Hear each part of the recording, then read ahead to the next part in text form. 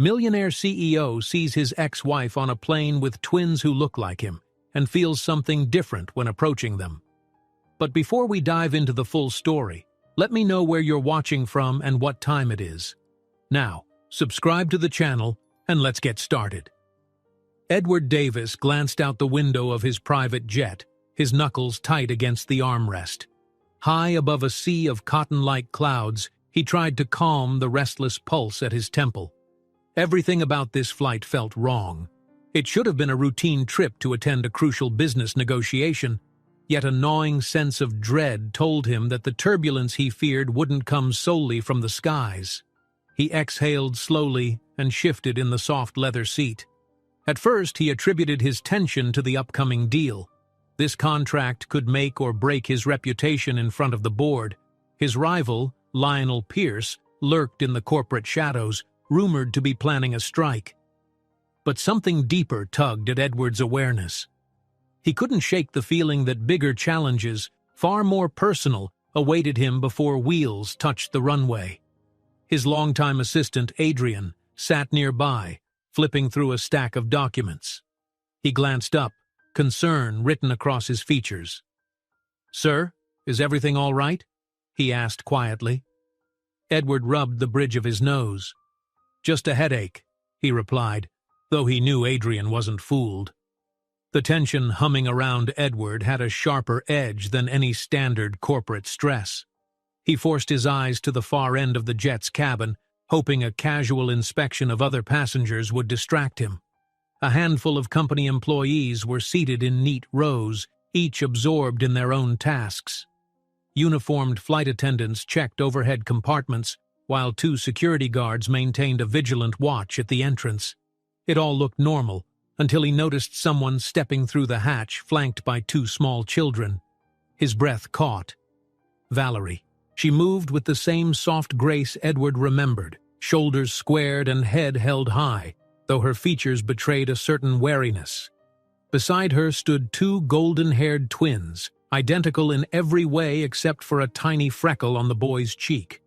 The children's bright eyes darted around the jet as though it were an unfamiliar castle they had just been invited into. In that moment, Edward's heart pounded so loudly he was sure Adrian could hear it. He sank deeper into his seat, half wishing he could vanish into the upholstery. The twins, he had never laid eyes on them before. Yet something about the shape of their faces, the exact shade of their hair, struck him like lightning. They looked eerily like a reflection of himself in some childhood photograph he barely remembered. Adrian followed Edward's gaze and recognized Valerie. He offered a discreet nod, then pretended to return to his paperwork. It was clear he had no idea what to say. After all, Edward never spoke about his ex-wife, and no one in his circle had seen her in years. Edward shifted, forcing himself to maintain composure. He reminded himself that employees, bodyguards, even the flight attendants, might notice any sign of emotional distress. He had a corporate empire to command. He couldn't let personal confusion overshadow that. Still, as Valerie and the twins walked down the aisle, every nerve in Edward's body seemed to quiver. The children paused, staring at Edward for a brief second. One twin smiled hesitantly, as if recognizing an unspoken bond, then continued down the aisle to seats further back. Valerie's eyes flicked toward Edward, just a heartbeat of acknowledgement, before she guided the kids to sit. Edward squeezed his eyes shut, recalling the last time he saw Valerie. It had been a frigid morning, all tension and anger, with corporate demands tugging him one way and her pleas for a normal life tugging another. In the end, a gulf opened between them that neither made an effort to bridge, and now she was here, with twins who looked exactly like him. Adrian leaned in, his voice a whisper. "What do you want me to do? Should we offer to move her to another plane? Or—" "No," Edward said, swallowing hard. "It's fine. We can't make a scene." He wasn't sure who he was protecting with that statement, his image or the children's innocence. Moments later, the jet taxied onto the runway and lifted off with a roar. Edward tried to breathe in sync with the engine's rumble, focusing on the bright skyline outside. but his mind wouldn't relent. 1,000 questions crowded his thoughts, all beginning with how and why. Still, he forced himself to keep still, gazing out the window as the land shrank below. Roughly an hour into the flight, a faint beep from the overhead speakers announced some mild turbulence ahead. The pilot's calm voice echoed through the cabin. "Ladies and gentlemen, please return to your seats and fasten your seatbelts. We expect some bumps." Edward clicked his belt securely, noticing movement toward the front of the aircraft. One of his security detail whispered into his collar mic, glaring at a man who had stood up with a camera in hand. Edward's pulse quickened. A paparazzi, or worse, an infiltrator. In an instant, the so-called staffer lunged down the aisle, snapping photos of Edward and, to his horror, turning the lens toward Valerie and the twins. "Hey!" the intruder called. "Is this your secret family, Mr. Davis? Care to comment on the rumors about these kids?" Edward's jaw tightened. He unbuckled and shot to his feet, ignoring Adrian's attempt to hold him back. The cabin lurched with turbulence, forcing him to brace against the seat. Flight attendants gasped as the overhead lights blinked. The paparazzi reeled sideways, struggling to keep the camera steady. "Stop!" Edward barked, stepping into the aisle. "Who let you on this flight?" The man ignored him, snapping another round of pictures. Valerie half rose, shielding the children, her expression caught between rage and fear. One twin clutched her hand, eyes wide with confusion. Edward's security detail launched forward, tackling the paparazzi before he could take another shot. The plane trembled in the air, sending overhead compartments rattling. A scuffle broke out between the intruder and two guards near the emergency exit door. Gasps and shouts echoed in the narrow space, and for a moment, Edward feared the chaos might escalate to the point of actual danger. He grabbed the back of a seat to keep his balance, swallowing a surge of panic. He had endured hostile takeovers and cutthroat negotiations, but never had he felt so out of control in such a confined space. Valerie turned away from the tussle, embracing the twins, who buried their faces in her jacket. Seeing them so frightened stirred something fierce in Edward. His carefully composed facade cracked. Without hesitation, he strode to Valerie's row. "Are you all right?" he asked, his voice low. She nodded, not meeting his eyes. The younger twin let out a soft whimper, and Valerie soothed him, whispering gentle words. Over her shoulder, Edward noticed the curve of the child's chin, a mirror of his own. He had no idea how to process that, not in the midst of the present chaos. At last, the guards subdued the paparazzi, disarming him of any hidden devices. One guard pinned the man's arms behind his back, while another tore the camera strap from his grip. Sweat beaded on Edward's forehead as the plane gave another violent shake, sending the overhead lights flickering. The children whimpered, and a wave of protective instinct rose within him, fierce and unfamiliar. After a few more moments of tense jostling, the turbulence eased. The guard signaled that the paparazzi was secured. Adrian stepped forward, grim expression in place. "I'll notify the pilot," he said. "We'll make sure he's handed over to the authorities when we land." Edward exhaled in relief, yet his eyes lingered on Valerie and the twins. At any moment, someone could have been hurt in that chaos. He forced a steadying breath and turned, half expecting Valerie to blast him with accusations. How had a stranger gotten on his private flight, or why was their personal drama now front-page news? But instead, her eyes glimmered with an emotion he couldn't fully decipher. Fear? Anger? Maybe a touch of old sorrow. He stepped away from the scuffle, running a hand through his hair. One by one, other passengers began to return to their seats, the flight attendants calming them with reassurances. The two guards led the paparazzi to an empty corner of the jet, out of sight, but Edward could still hear muffled protests. He closed his eyes, heart thudding painfully in his chest. Eventually, the overhead speaker crackled again. "We apologize for the unexpected disturbance," came the pilot's voice. "We'll be landing in a couple of hours. Please remain seated and keep your seatbelts fastened." Edward glanced back at Valerie. She offered a small nod, as though acknowledging this would hardly be the last uproar they faced. The subtle gesture made him realize it was time for a reckoning. There were too many secrets and unanswered questions, starting with why she had chosen to board his plane and whether these children were indeed his. He needed answers. The sense of looming confrontation he had felt since takeoff was now unavoidable. His gaze flicked from Valerie's subdued expression to the twins' anxious faces, then to the rows of employees and bodyguards who were all trying and failing to pretend they hadn't witnessed the entire spectacle. Wiping sweat from his brow, he forced his breathing to steady. No matter what corporate crisis awaited him upon landing, none of it compared to the shock of possibly discovering that he was a father. The idea alone rattled him. He had spent years amassing fortunes and forging powerful connections, yet he had never faced such raw vulnerability. He took a hesitant step toward Valerie's seat, half kneeling in the aisle so as not to tower over the children. In a low voice meant only for her to hear, he said, "We're going to land soon.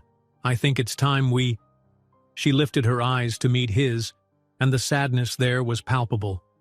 "Yes," she said softly, a hint of tremor in her tone. "We do." A soft swirl of panic and relief coursed through Edward. He wasn't sure if he was more terrified of hearing what she had to say or of continuing in this uncertain limbo. Regardless, he wouldn't run from it anymore. In the hush that followed, the jet soared onward with an almost eerie calm. Behind them, security officers resumed their posts, the intruder subdued. Adrian and the flight attendants returned to tidying the cabin. Yet for Edward, the quiet was charged with electric promise, as if everything he'd built stood on a precipice, waiting for his next move. At last, he stood and offered a hand to help Valerie up, but she remained seated, one arm still protectively around the twins. He understood. This was a conversation best had when they could speak freely. No more half-revealed truths or anxious glances. It was time for honesty. His throat felt dry as he straightened his jacket. He could feel eyes on him from all sides, but none of that mattered. What mattered was getting to the bottom of whatever was happening here, and facing his past head-on, no matter the consequences. With adrenaline still coursing through him, Edward looked down at Valerie and murmured, his voice just loud enough for her to hear, "We need to talk. About them." She nodded reluctantly, setting the stage for a long-overdue conversation. Edward felt the steady hum of the plane's engines beneath his feet as he walked toward the small lounge at the back of the cabin. The flight attendant had discreetly gestured that Valerie was waiting there. Outside, clouds drifted by in endless white banks, but all Edward could think about was the swirling chaos inside him. The confrontation with that paparazzo still pulsed in his memory, and the knowledge that Valerie had appeared on his plane with 2 children who might be his loomed like a storm cloud. He found her standing by a narrow window, arms folded around herself, lost in thought. For a moment, he paused in the doorway, unsure how to begin. The quiet felt thick, and he cleared his throat softly. "Valerie," he said, taking a small step closer. She turned, her expression wary. He saw echoes of the past in her eyes, the stubbornness, the pain, the resilience that once drew him to her in the first place. She let out a slow breath. "Let's just get this conversation over with." He nodded. The lounge was barely large enough for more than a couple of seats and a small table, yet the 2 of them seemed oceans apart. "I'm sorry," he began. "I'm sorry for how everything just blew up back there." Valerie shook her head. "It's not your fault that man decided to sneak on board," she said quietly, "but you and I both know there's more to discuss than just some tabloid stunt." Edward's chest tightened. "Yes, the twins. Are they—" Her eyes flickered with a mix of hurt and defensive pride. "Their names are Noah and Lily," she said, her voice soft but firm. "They turned 5 last month."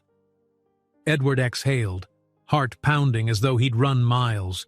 He tried to speak, but the words caught in his throat. 5 years.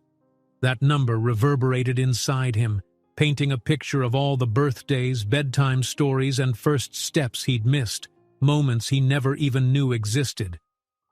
"Do they—" Valerie pressed her lips together. "They don't know about you," she admitted. "Not fully. I told them I was once married, but I never said much more." He sank into one of the small seats, his shoulders slumping. "Why?" he asked, voice strained. "Why not tell me?" Her eyes flashed. "You left our life, Edward.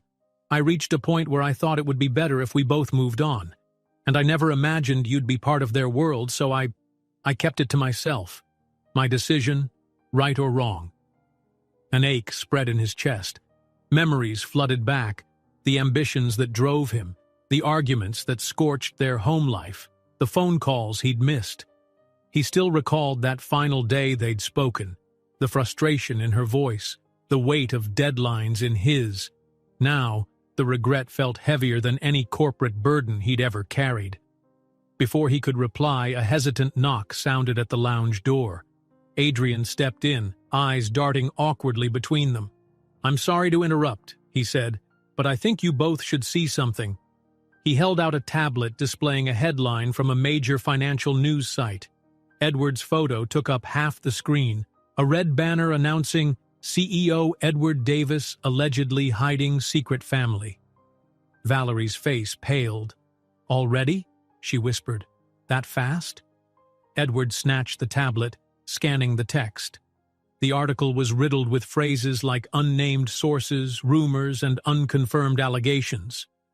Yet the tone was damning, painting him as a corporate shark who'd left an ex-wife and twin children in the shadows. His jaw clenched. "This is Lionel's doing. It has to be." Adrian nodded in agreement. "Could be, and there's more. We got word from the legal department. The board wants immediate damage control. Our share price is reacting to all this gossip." Valerie crossed her arms, voice trembling with anger. Do they not care that there are actual children involved here? Real lives, not just headlines? Edward set the tablet aside. In the corporate world, sensational stories often overshadow the truth. Lionel Pierce knows this, and he's exploiting it. He looked at Valerie. "I promise you I'll protect Noah and Lily from this insanity." Her expression hardened. "Will you? Your security team couldn't even keep that paparazzo off this plane. The moment we land, there will be a swarm of cameras waiting. How exactly do you plan on keeping them safe?" Edward shut his eyes, exhaling slowly. He hated feeling powerless, but there it was, a chasm between his promises and what he could actually deliver. "We'll figure something out," he said, rubbing his temples. "I have contacts. We can get them through the airport quietly, keep them out of the press's eye as much as possible." Valerie didn't look reassured, but she nodded. "All right, I'll hold you to that." Adrian cleared his throat again, glancing toward the hallway. "They need you up front," he told Edward. "Some press calls are coming in and your PR team is scrambling." Edward stood, running a hand through his hair. "I'll handle it," he replied. Then he turned back to Valerie. "This conversation isn't finished." She let out a humorless laugh. "You think?"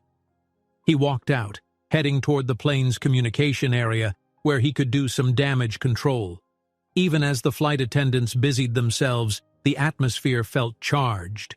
Edward's mind flicked back to the stunned look on the twins' faces when that paparazzo accosted them and the fierce way Valerie had drawn them close.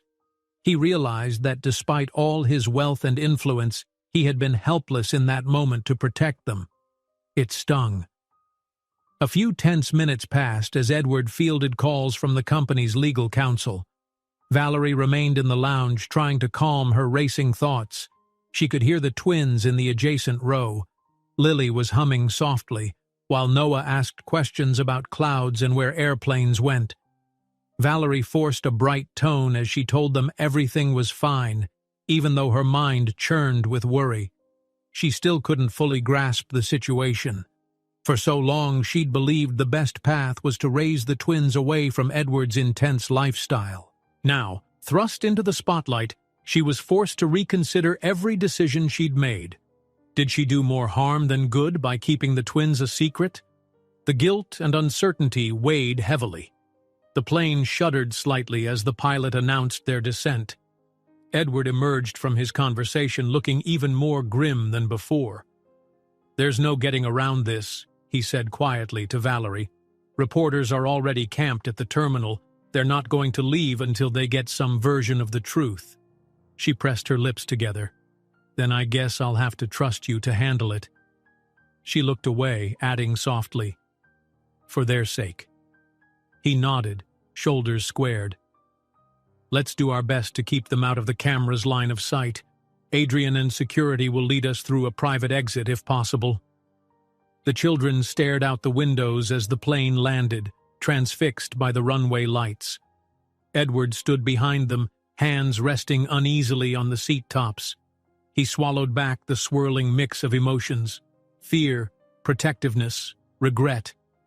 Once the engines cut off and the doors opened, the flight attendants directed passengers to disembark. Adrian motioned for Edward and Valerie to wait until the plane cleared out. The tension was almost suffocating. Finally, the guard in charge signaled it was time to move. Edward turned to Valerie. "Let me go first with the security detail. Stay right behind me. Keep the kids close." She gathered Noah and Lily, nodding briefly.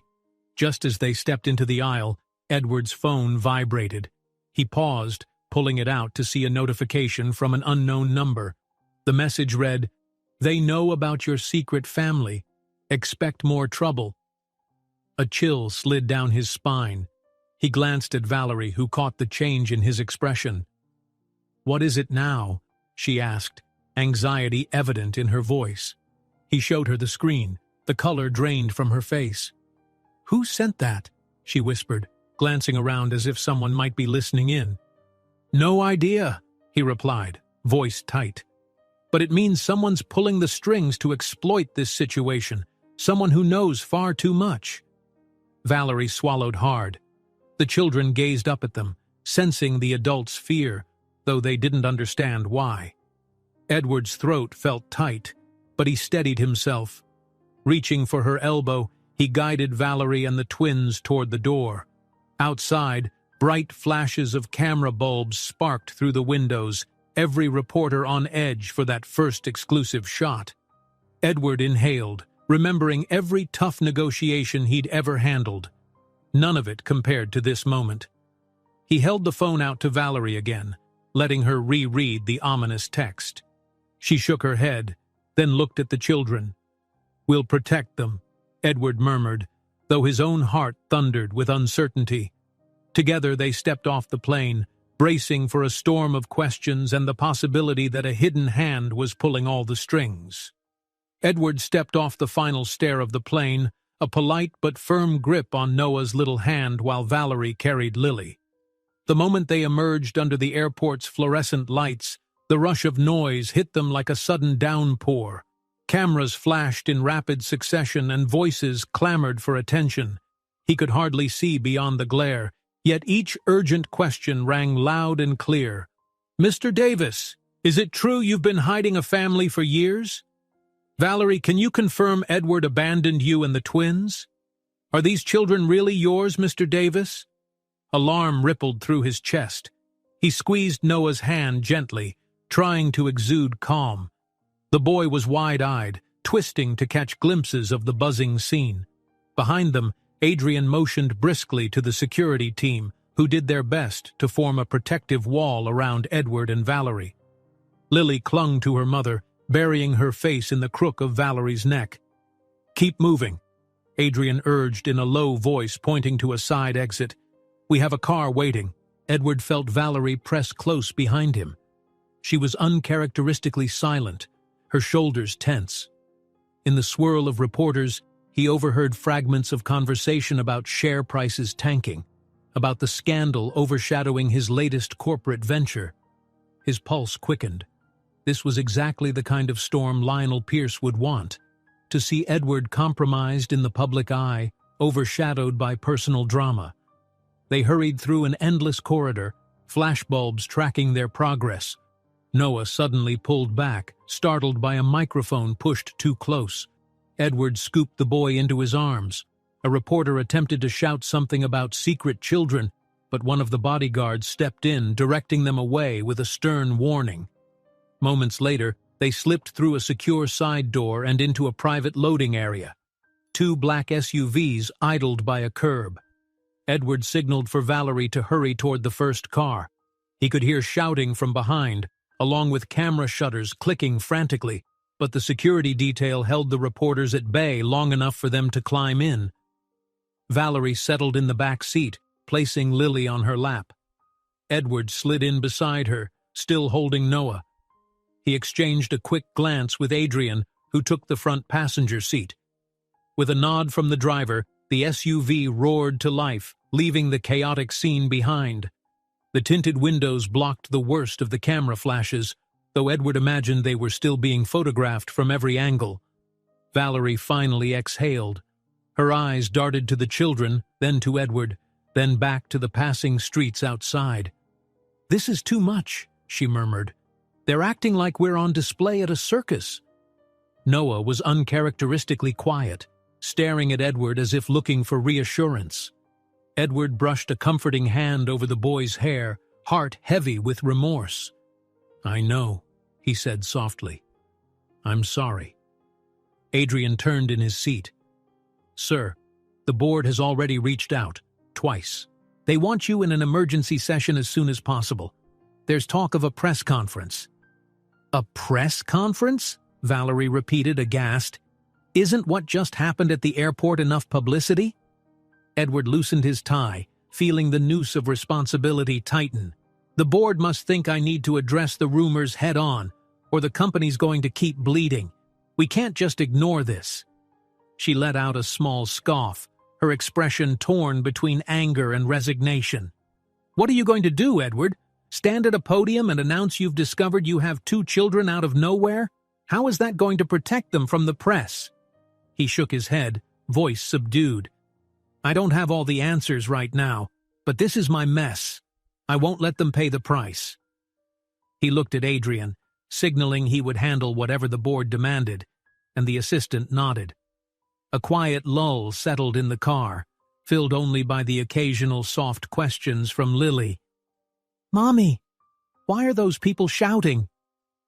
Valerie tried to explain in vague, reassuring terms, but the sorrow in her voice was unmistakable.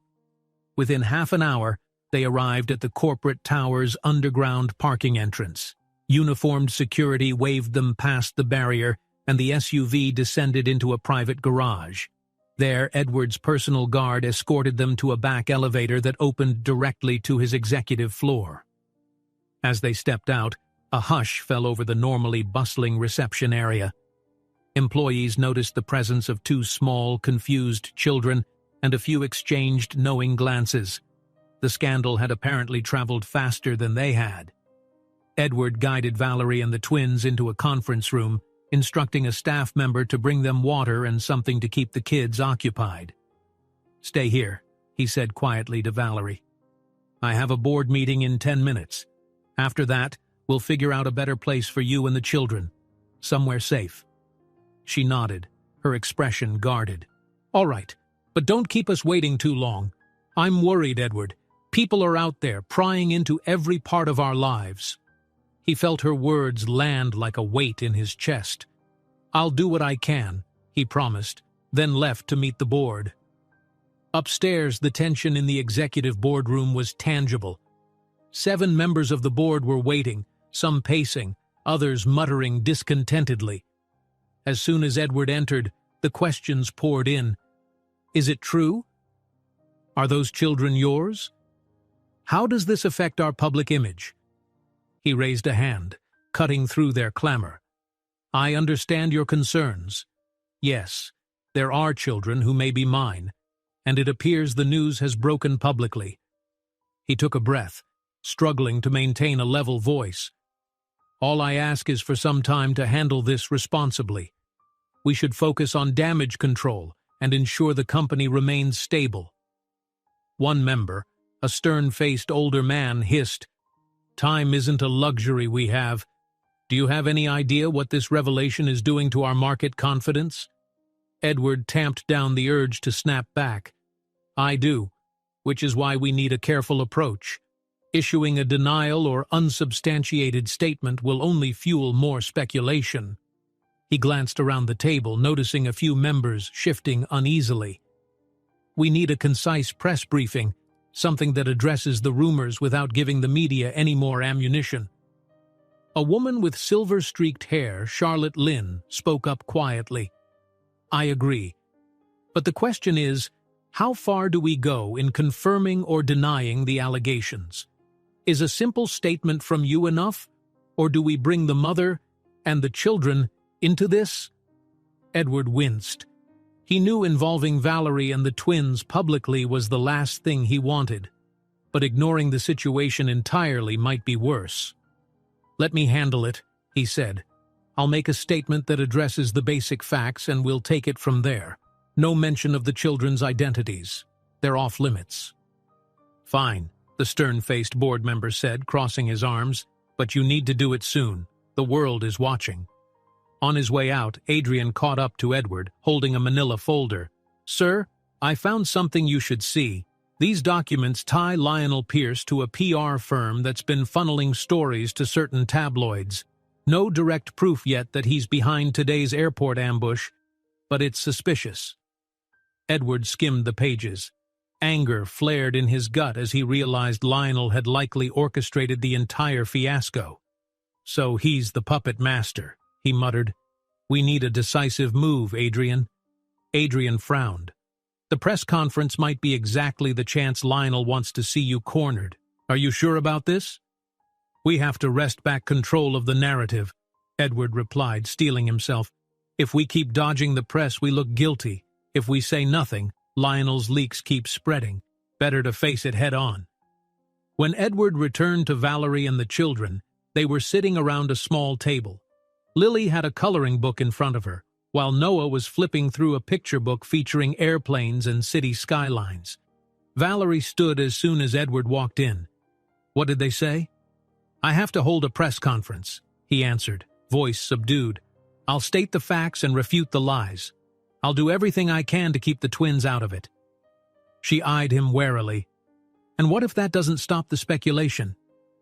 His gaze fell to Noah, who was listening with wide eyes, and Lily, who had looked up from her coloring to watch her mother's face. I can't promise it'll solve everything, Edward admitted, but it might help stabilize the situation before it spirals out of control. Reluctantly, Valerie agreed to remain in a nearby office with the children while Edward delivered his speech. She gave him a terse nod. Just be careful, she said, and he could tell from the catch in her voice that she still cared, no matter how much resentment lingered between them. Edward took a moment to muster his composure, changed into a crisp suit jacket, and stepped into the building's press room. Dozens of cameras were already set up, reporters murmuring among themselves. As he walked to the podium, a hush rippled through the crowd. He cleared his throat. Good afternoon. My name is Edward Davis, and I'd like to address the recent stories circulating in the media. For a moment, it seemed he had the room's undivided attention, and he spoke clearly, explaining that while personal matters had come to light, he would not deny responsibility if the children proved to be his. He condemned the harassment by paparazzi, insisting that family, especially minors, should be off limits. The board members stood behind him, stone-faced but present, seemingly unified for the cameras. Just as Edward started taking questions, a reporter toward the front sprang up, brandishing a set of papers. Mr. Davis, is this your marriage certificate with Valerie? And can you explain these photographs from 5 years ago showing you two together? They seem to confirm you lied about your relationship status while climbing the corporate ladder. How do you respond? Murmurs erupted around the room, and Edward's face went white with surprise. He felt the data in his mind unravel. The press was referencing proof he and Valerie had been married in secret, something he had hoped would remain buried in old records. He gripped the edges of the podium, his planned statement suddenly inadequate. The murmuring built into a roar as cameras turned to the side door, where Valerie, drawn by the commotion, now stood with a stunned expression. Security had tried to dissuade her from coming in, but the noise had been too great to ignore. The twins were out of sight, but seeing her face was enough to fan the crowd's frenzy. In a blink, the entire press room transformed into a cacophony of camera flashes and reporters shouting for clarification. The board members behind Edward exchanged alarmed looks, and Valerie, framed by the harsh glare of overhead lights, stared at him with unmasked fear. The room erupted with gasps and accusations. Valerie stood beside Edward, speechless, while the cameras captured their every reaction. Edward clutched the microphone, uncertain how to respond. The cameras continued to flash, each burst of light punctuating the stunned silence in the room. The accusations shouted by reporters hung in the air, and Edward clutched the microphone, trying to steady his thoughts. He saw the panic in Valerie's eyes and knew the twins had to be terrified wherever they were waiting. Everything he had feared was happening, an onslaught of public outrage crashing over them like a tidal wave. Clearing his throat, he forced himself to respond. "Yes," he managed, voice hoarse. "I was married to Valerie, and yes, the children might be mine." The hush that followed was eerie, as if even the cameras held their breath. He could only hope this reluctant confession would buy them a shred of mercy. A cacophony of questions resumed, each reporter more eager than the last to get a sensational angle. Edward's security team began ushering him away from the podium. Valerie stood rooted to the spot, looking as though she wanted to vanish. Finally, she hurried after Edward, ignoring the barrage of camera shutters and shouts trailing them. Behind the stage, in the dimly lit corridor, they found the twins tucked away with Adrian and Tasha. The children clung to each other, too frightened to cry, their eyes darting uncertainly between their mother and the unfamiliar environment. Valerie scooped Lily into her arms, breathing hard. "Let's get out of here," Edward said quietly, taking Noah's hand. He spotted a side exit guarded by two of his security staff and led them down the narrow hallway to a waiting elevator. The tension throbbed like a bruise. Nobody spoke a word until the elevator doors slid shut, finally cutting off the noise from the press conference. Adrian sent a quick message on his phone, arranging safe transport. Valerie rocked Lily against her shoulder, her breathing gradually slowing. When the elevator reached the executive floor, the group spilled out into a hushed lobby. They hurried through a set of tinted glass doors into Edward's personal office suite, a place that usually felt vast and impressive, but now seemed oppressive under the weight of scandal. Valerie sank onto a couch, Lily still clutching her arm, while Noah lingered uncertainly at Edward's side.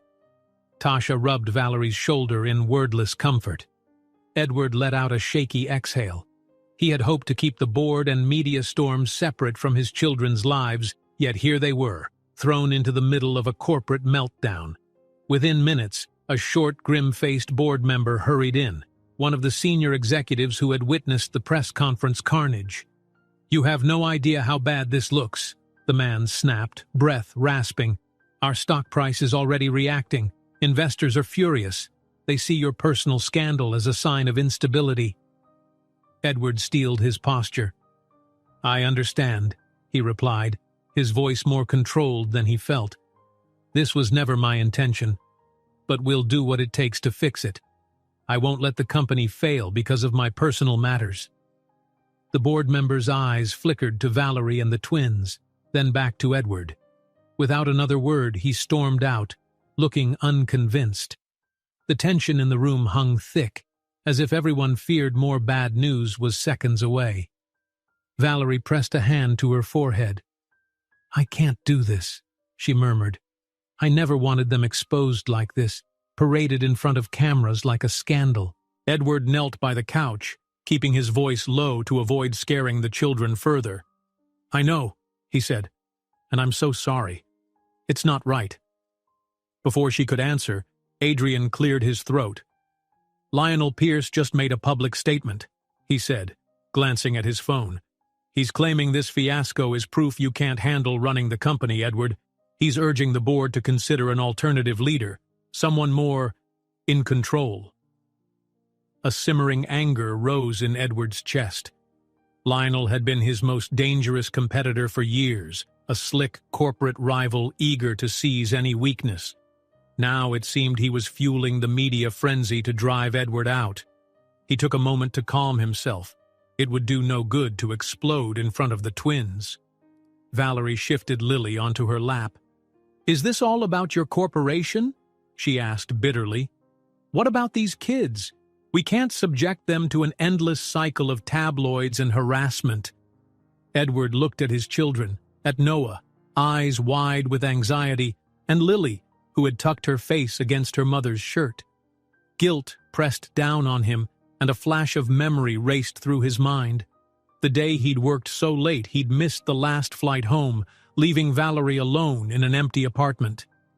He could almost hear the echo of her pleas for him to slow down. If only he had listened. "We'll figure out a way to protect them," he promised, though each syllable felt heavy with doubt. Valerie shot him a cutting glare. "How? They're already pawns in this sick corporate chess match." He shook his head, not sure how to answer. From across the room, Tasha gently touched Valerie's shoulder. "Let him try," she urged. "You can't do this alone either." In the uneasy quiet that followed, Edward's phone buzzed. He grimaced at the screen. Another alert about plummeting stock figures. Another scathing commentary from business analysts. Lionel's name kept popping up, fueling speculation, discrediting Edward at every turn. By the time evening fell, Edward had locked himself in the office, reviewing documents Adrian laid out. Valerie stayed in a nearby lounge with the twins, wanting to keep them close. The hush of the building after hours felt strange, as though the place sensed the crisis.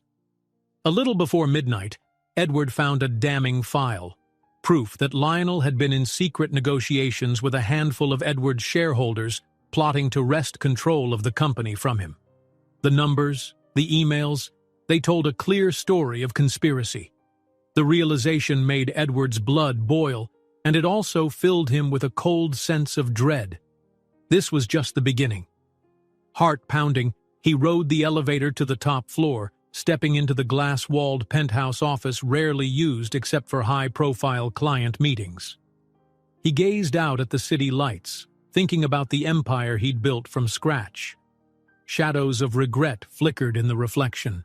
If he'd only spent a fraction of that ambition keeping Valerie and the children in his life, maybe none of this would be happening.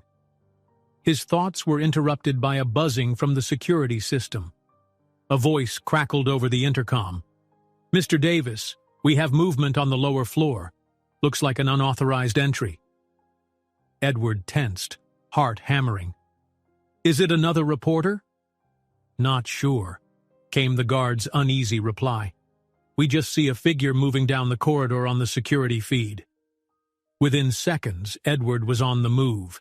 He rushed to the elevator, telling the guard to keep eyes on the intruder. Adrenaline thrummed in his veins as he descended floor by floor. When he stepped out into the hallway, the only illumination came from dim overhead lights. A sudden sound, footsteps, then a muffled clatter, echoed from around a corner. Edward sprinted in that direction. He found a figure in dark clothes rifling through a filing cabinet, rummaging as if searching for something specific. The intruder turned, face masked. Edward's security guards had arrived on the scene, flanking him. "Stop right there!" one of them barked. The intruder tried to bolt, but a second guard tackled him to the ground. A short struggle ensued, papers flying, file folders scattering across the polished floor. Edward approached, breath ragged, as the guards pinned the intruder's arms back. Another guard pulled a small flash drive from the intruder's clenched fist. "Caught him with this," he said grimly. "Trying to download files from your private server." Valerie's voice suddenly echoed from the nearby corridor. "Edward?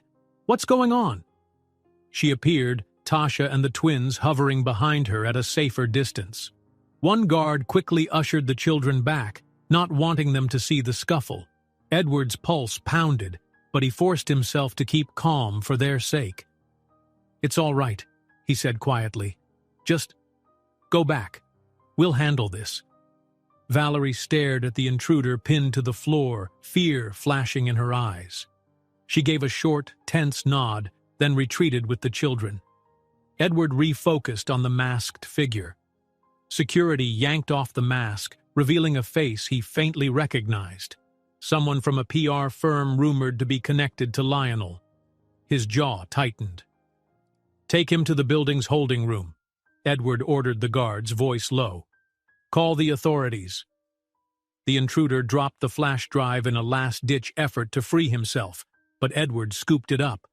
The guards marched the struggling man away, leaving Edward alone in the dark hallway with the stolen device in hand.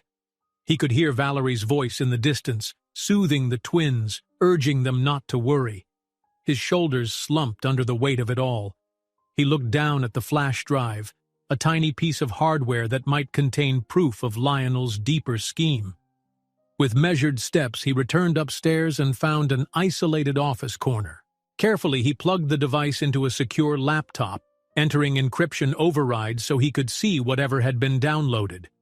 When the files appeared on screen, Edward's breath caught in his throat. Hundreds of documents scrolled past.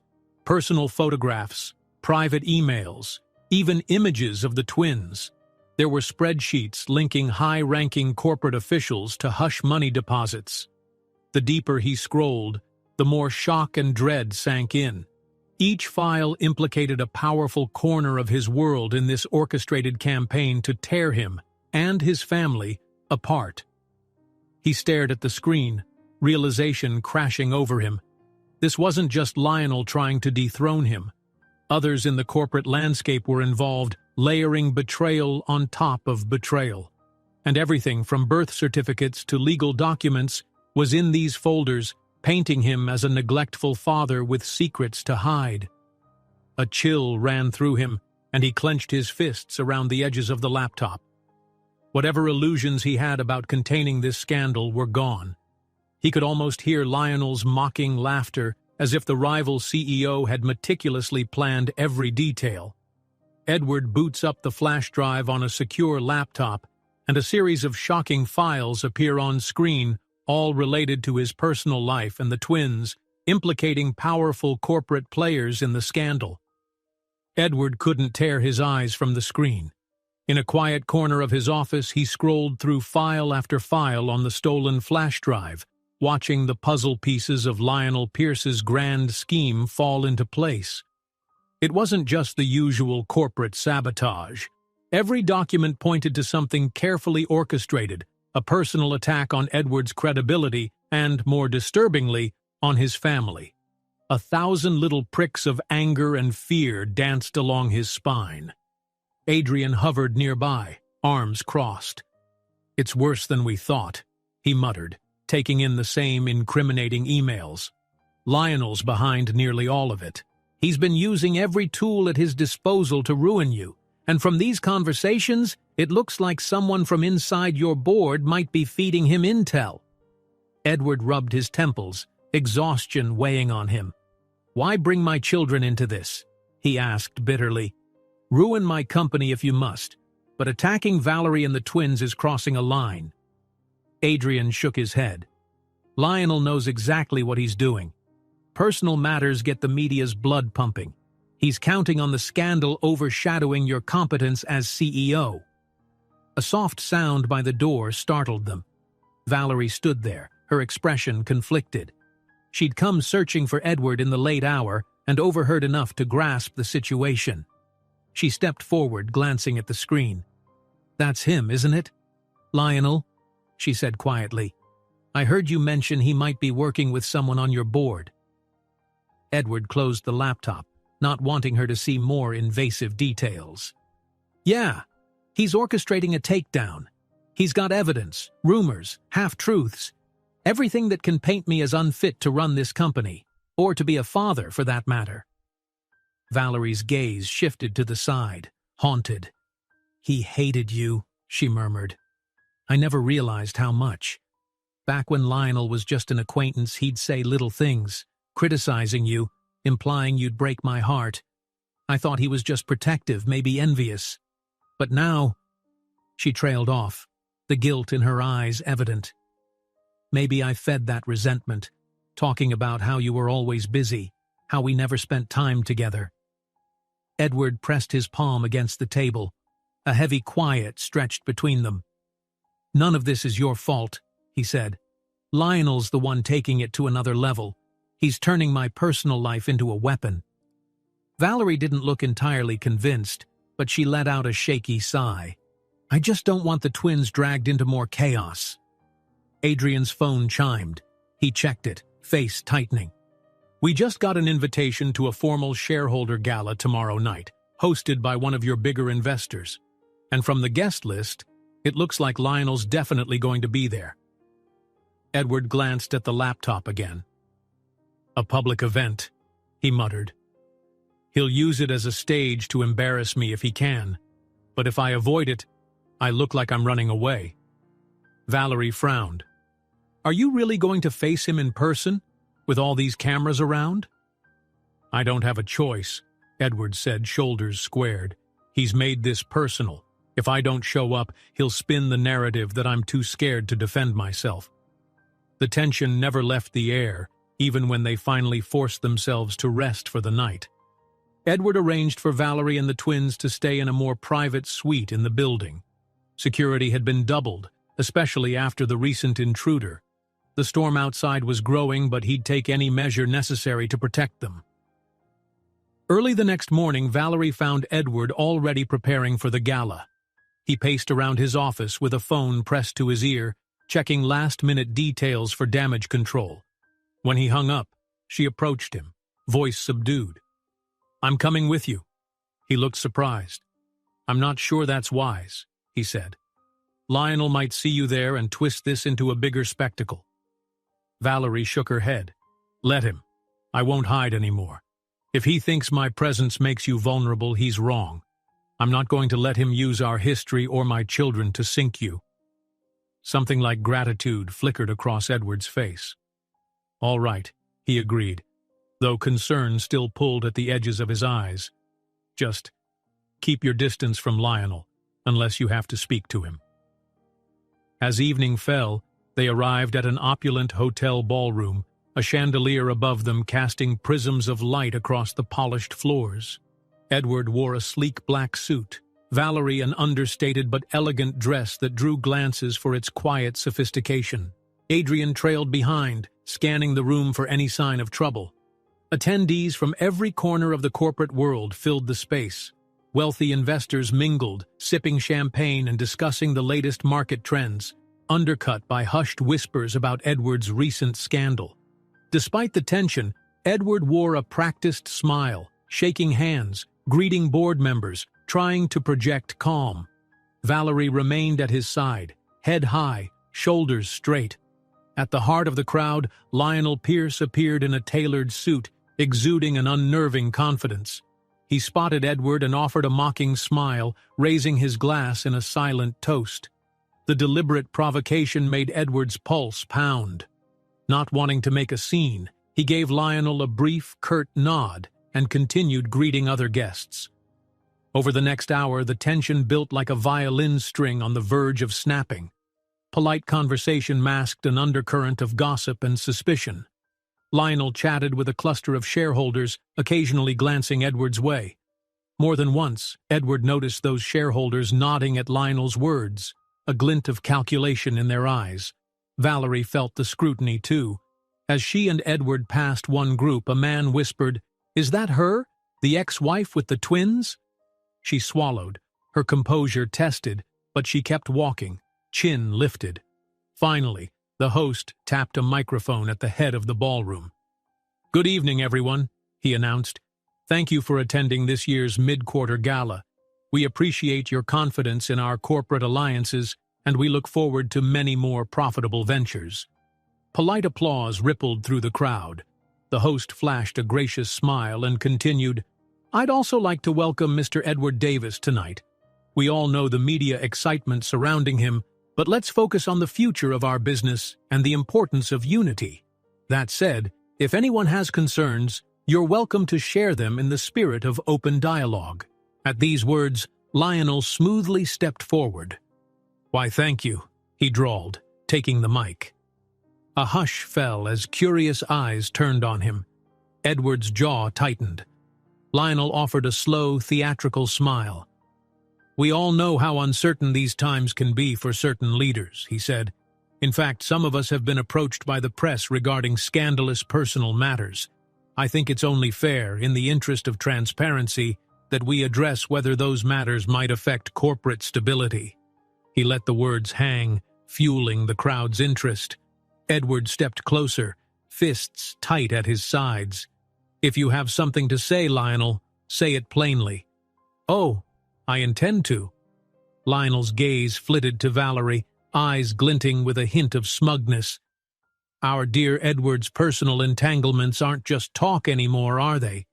He placed the mic on the stand, then turned back to Edward, lowering his voice for a more private dig. "You've seen the headlines, the drop in your company's stock. Everyone's starting to question your judgment, all because you kept certain secrets." Valerie bristled. "This isn't about secrets," she hissed. "You're using my children and my past with Edward to push your agenda." "Your past?" Lionel echoed, feigning surprise. "I recall the times you confided in me about how your dear husband neglected you. Did he tell you he'd keep me off the board when his power grew? So many little slights that add up over time, wouldn't you say?" Edward stepped in front of Valerie, voice low. "You leave her out of this." Lionel's features hardened, but he kept his suave air. "Don't worry, I'll keep focusing on what matters, your empire. Unless, of course, you'd prefer to step down gracefully. If you do that, I might be inclined to dial back the media circus." A tense circle formed around them, cameras poised, onlookers creeping closer. Edward felt the weight of the entire room's gaze. For a brief second, he recalled how desperately he'd chased success, only to end up fighting to keep his family from becoming a corporate weapon. Lionel sneered, stepping close enough that Edward could feel the heat of his breath. "So what's it going to be?" he said, voice calm but laced with threat. "Are you going to watch your company crumble, or protect your precious family?" Valerie's hand curled around Edward's arm. He could sense her trembling, though her expression remained defiant. The camera's flashes burst like small explosions of light around them, capturing every subtle shift in their standoff. Then Lionel leaned in, voice low, reminding Edward that the scandal could get worse. For Valerie, for the twins. Edward stood stunned as cameras snapped, capturing his shock.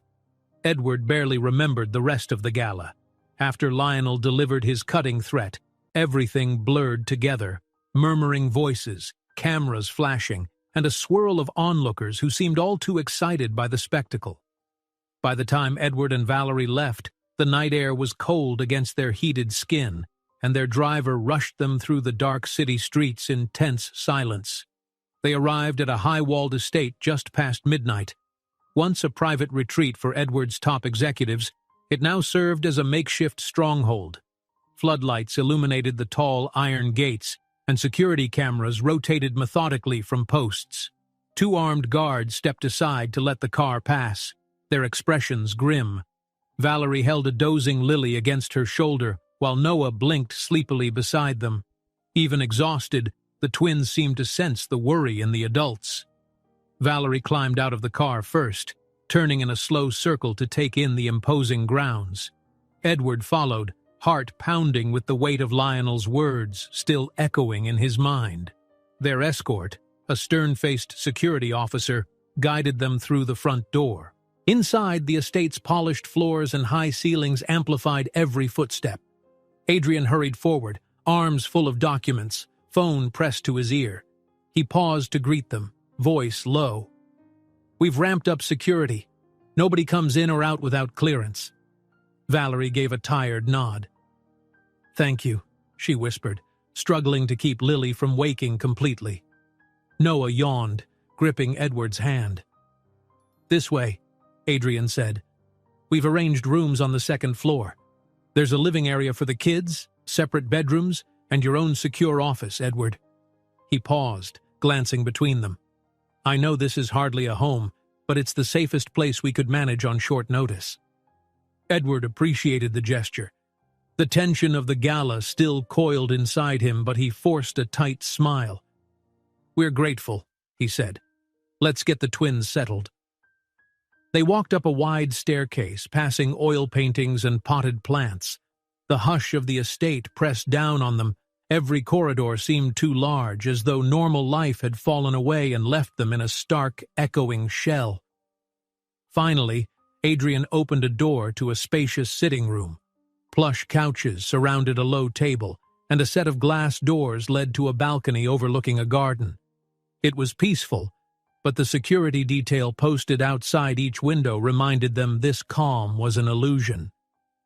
Valerie carried Lily into one of the bedrooms while Edward ushered Noah along. The boy's eyes were half-lidded with sleep, but he still managed a drowsy question. "Where are we?" "Just a safe place," Edward murmured, tucking him under soft blankets. "Go to sleep, buddy. We're all here together." Noah nodded once, slipping into slumber almost instantly. Edward smoothed the hair off the boy's forehead, heart clenching at the trust in that small face. He'd missed so many of Noah's nights, so many bedtimes. In the next room, Valerie stood over Lily's bed, whispering softly until the girl's breathing evened out. When she emerged, she caught Edward's eye in the dimly lit hallway. "We need to talk," she said, and he nodded. They reconvened in the sitting room, alone except for the hush of nighttime. Valerie sank onto the couch, hugging her arms around herself. "I can't believe we're here, basically hiding," she whispered. "And that man, Lionel, he's still out there, gloating." Edward settled beside her, leaving a careful distance. "I know," he said softly.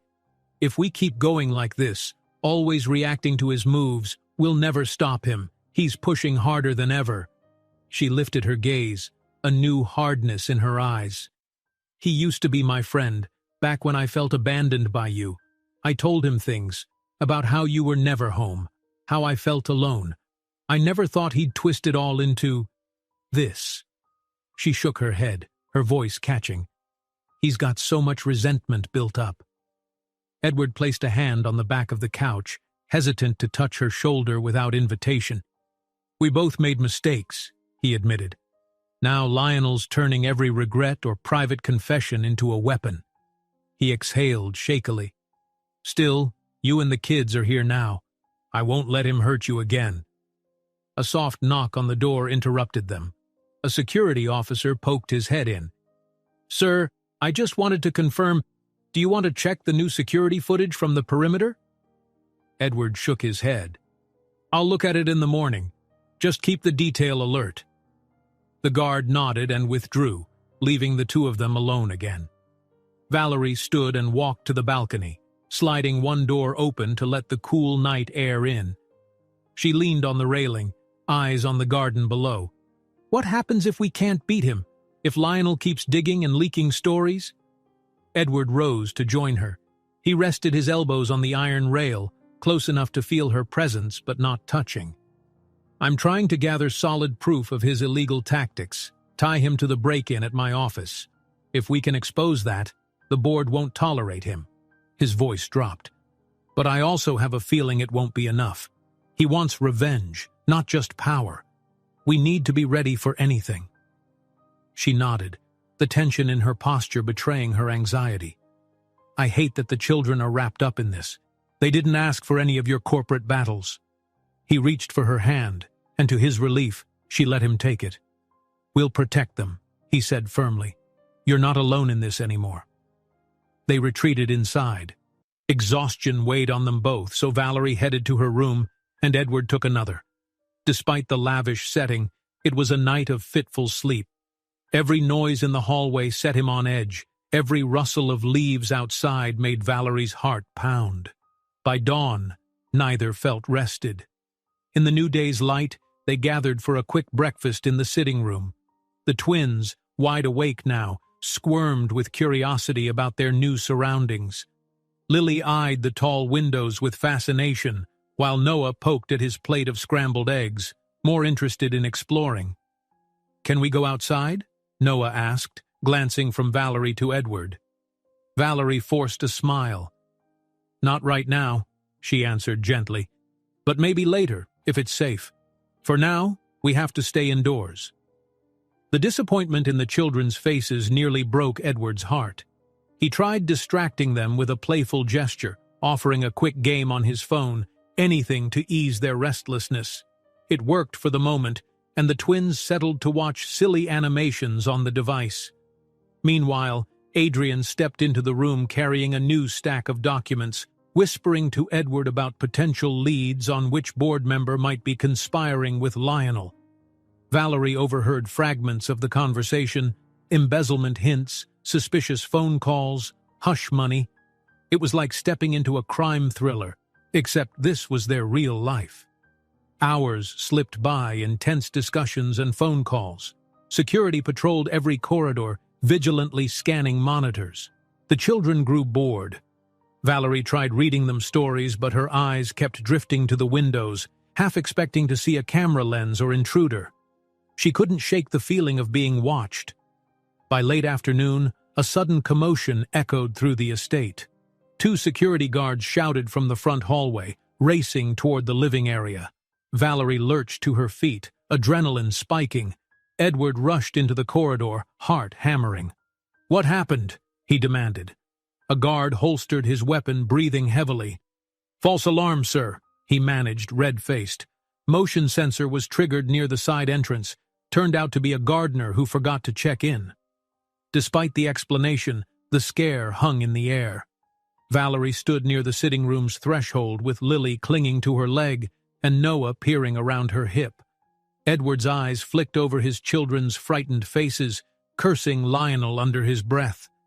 Later that night, after the twins fell asleep and the house quieted, Edward and Valerie found themselves alone again. She paced the hallway, tension radiating from her with every step. "I can't live like this," she hissed when Edward caught up to her. "Locked away, jumping at shadows, but I don't see a way out." He touched her arm, gently stopping her. "You're right. We can't stay on the defensive forever. We need a plan to end this, and once we know who on the board is helping Lionel, we can corner him."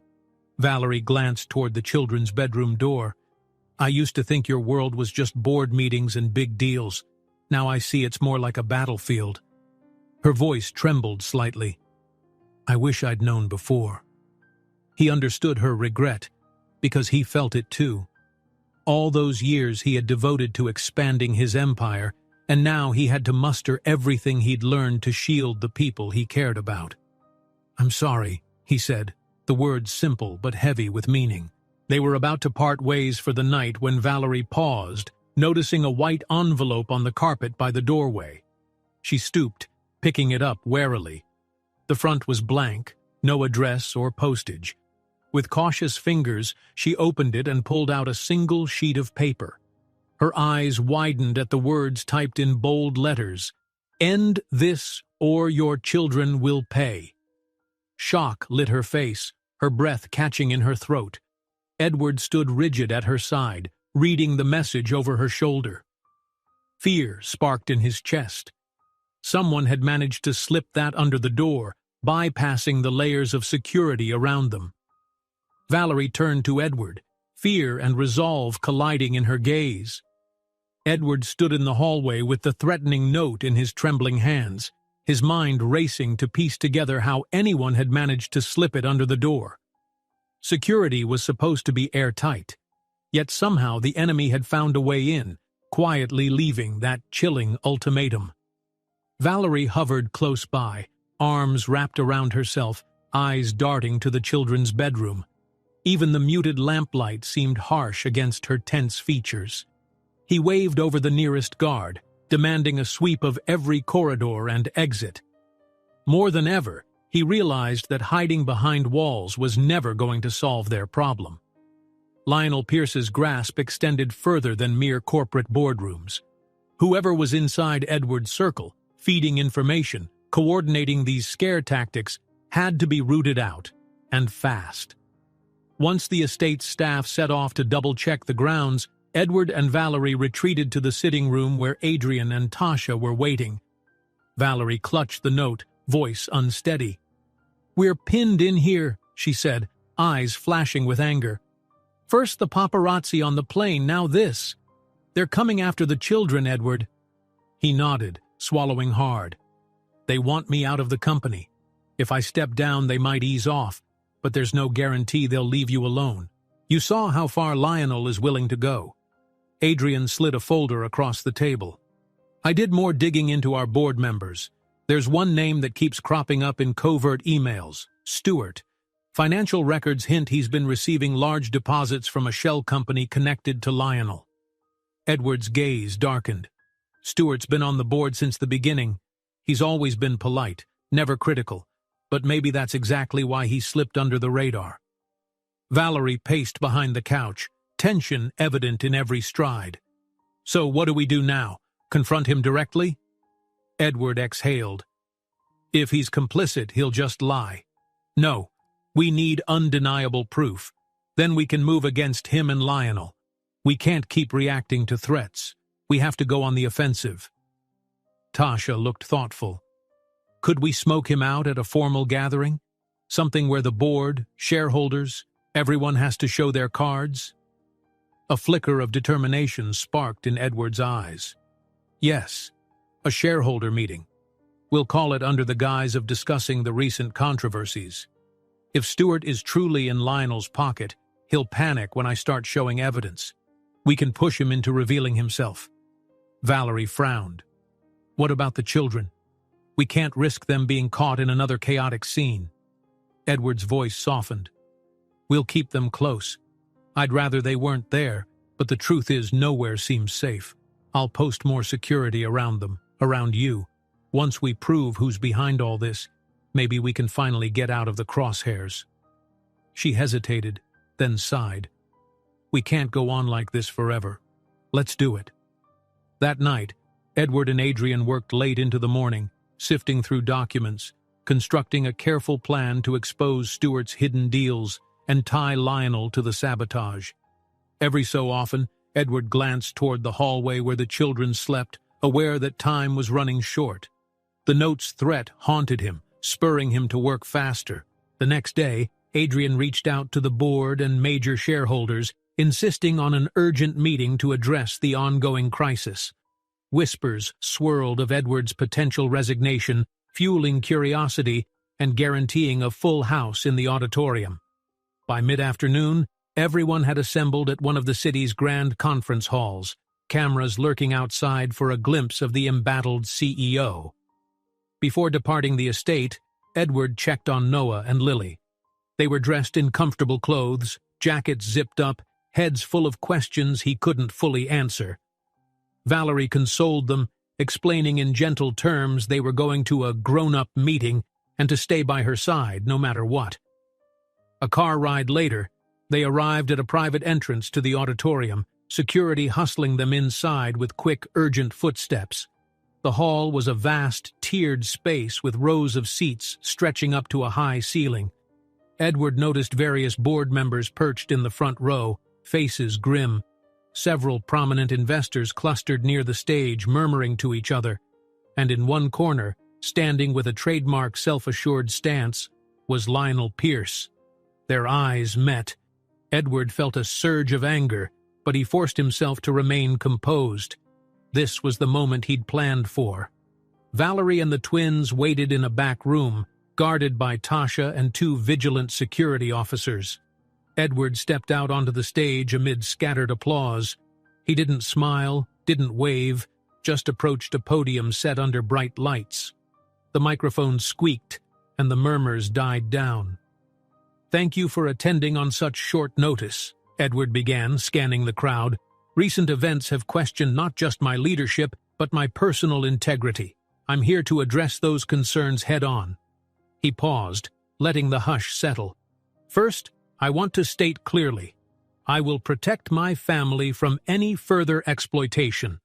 We have been targeted by rumors and attacks that go far beyond standard corporate rivalry." Some in the crowd stirred, exchanging nervous glances. Lionel stood at the back, arms folded, an unimpressed smirk curving his lips. Edward pressed on, I have evidence implicating individuals who've conspired to undermine both my reputation and this company's stability. It's time those individuals were held accountable. He lifted a folder, pulling out documents that Adrian had painstakingly verified. Shareholders, board members, Edward continued, please review these. Screens on either side of the stage lit up, displaying carefully redacted emails and transaction logs. The hush became a crackle of tension. These messages tie certain board actions to an outside entity, one funneling money to sabotage our brand, to sabotage me. A restless wave passed through the audience. One man in the front row, Stuart, paled visibly. He kept glancing at Lionel, who merely gave him a small, tight nod, as though encouraging him to stay quiet. Edward didn't miss the exchange. Specifically, Edward said, voice clear, I have reason to believe that Stuart Reynolds facilitated leaks and misinformation on behalf of a competitor. He motioned to the images on the screens where digital footprints linked Stuart's name to suspicious offshore accounts. A wave of gasps rippled around the room. Stuart lurched to his feet. This is ridiculous, he sputtered. You're forging these documents to save your own skin. Edward leveled his gaze. Then you won't mind if we invite an independent audit. I'm prepared to have these files examined by a third party. Panicked, Stuart looked toward Lionel for support. At that moment, Lionel stepped forward, forcibly seizing the narrative. I wouldn't put it past Edward Davis to fabricate anything to shift blame from his own neglectful behavior, Lionel declared, drawing the room's attention with cool authority. After all, he's the one who's been deceiving the public about his family. Murmurs grew louder, and in the confusion no one noticed a group of strangers slipping into the back of the auditorium. They wore casual attire, blending with the crowd, but the tension in their stances suggested something more sinister. Tasha, stationed near a side door, noticed them first. She whispered to a security guard who discreetly reached for his radio. Meanwhile, Valerie, hearing the swelling commotion, peeked out from backstage. She kept the twins close, eyes scanning for signs of danger. She spotted Lionel's triumphant posture and felt a chill. He was orchestrating something. She could sense it. Suddenly, a protester in the crowd shouted, "Edward Davis is a fraud!" More voices erupted, swirling into chaos. Security guards rushed to contain the disruption, but the group of strangers took advantage of the confusion. Two of them broke away and slipped backstage. A frantic cry from the corridor echoed behind the curtain. Valerie gasped, pulling Noah and Lily closer. Tasha ran to intercept the intruders, but they shoved past her with surprising force. Immediately, the children shrank back, and one intruder grabbed Lily, dragging her toward the exit. Noah screamed, clinging to his sister's hand. Valerie lunged, desperately trying to pry Lily free. The intruder sneered, stepping back with the child in his grasp. Tasha fought to restrain the second intruder, but he was stronger than he looked. Panic roared through Valerie's mind, her heart pounding like a hammer in her chest. On stage, Edward tried to keep control of the meeting, but the commotion backstage reached his ears. Valerie's scream tore through the noise. Immediately, he abandoned the podium, ignoring the microphones and gasps from the shareholders. He sprinted behind the curtain, adrenaline boiling in his veins. He found chaos. Tasha locked in a struggle with one intruder, Valerie clutching Lily's arm while the other intruder tried to yank her free. Noah stood frozen in terror. Without a second's hesitation, Edward leaped forward, tackling Lily's captor. They tumbled to the ground, Lily slipping from the man's grip. Security guards arrived in a rush, subduing the intruders under a tangle of limbs. Valerie pulled Lily and Noah close, tears in her eyes. The children sobbed, clinging to their mother. Edward, breathing hard, rose to his knees, checking them for injuries. Lily trembled, but her little arms locked around Edward's neck the moment he tried to reassure her. All around them, confusion and fear hung in the air. A wave of spectators from the auditorium pressed forward, anxious for a glimpse of the drama unfolding backstage. Word spread quickly that someone tried to grab the CEO's children. Cameras flashed, capturing Edward kneeling, arms around the twins. His corporate speech lay forgotten, overshadowed by raw parental instinct. The board members clustered near the stage entrance, some with phones in hand, some in utter shock. Security hustled the subdued intruders away. Meanwhile, Lionel lingered at the far side of the stage, watching Edward cradle his children. He wore a half-smile, calm as though everything had gone exactly to plan. The shareholders watch Edward cradle his terrified children, a father above all else. Lionel, lurking at the auditorium's edge, smirks, because the real blow has yet to land. Edward stood in the backstage chaos, still holding Lily in his arms while Noah clung to his leg. The rush of onlookers behind him blurred into a buzzing crowd of half-seen faces. Lights from camera phones cast flickering shapes on the walls, and the hum of urgent voices filled the air. With each breath, he tried to steady his pounding heart, but the fear in his children's eyes cut deeper than any business threat he had ever faced. Security guards blocked the corridor leading to the stage, keeping curious onlookers at bay. Valerie approached in a rush, drawing Noah into a protective hug as soon as he let go of Edward. Her voice came in hushed, trembling words. "Are they all right?" she asked, eyes darting over Lily to check for bruises or scrapes. "They're shaken," Edward managed, voice raw. "But they're safe." Tasha stood nearby, cradling her elbow where one of the intruders had shoved her. She gave a stiff nod, letting the adrenaline subside. "We need to get them out of here," she said, casting a wary glance at the gawking crowd. "This place is compromised." Edward couldn't agree more. He exchanged a look with Adrian, who was already on the phone arranging vehicles and an exit route. The entire shareholder meeting was effectively over. No one cared about corporate resolutions after what had just happened. And though Edward's paternal instincts had been on full display, the incident was sure to trigger another storm of headlines and social media uproar. Outside, a murmur of sympathy rose among certain employees and investors. The footage of Edward shielding his children from danger would inevitably circulate, painting him as more than just a ruthless CEO. It gave him a fragile public sympathy, but he knew it might not be enough to halt the corporate fallout brewing behind the scenes. They slipped out through a side exit into a narrow alley. Flashlights flared in the darkness as security escorted them to a waiting SUV. Valerie settled in the back seat with the twins. She pressed her lips to Lily's forehead, trying to calm the girl's shaking sobs. Edward took the seat beside them, gently drawing Noah onto his lap. He offered a reassuring rub on the boy's shoulders, though his own pulse still hammered a warning beat. Adrian jumped into the front passenger seat, Tasha into another car behind them.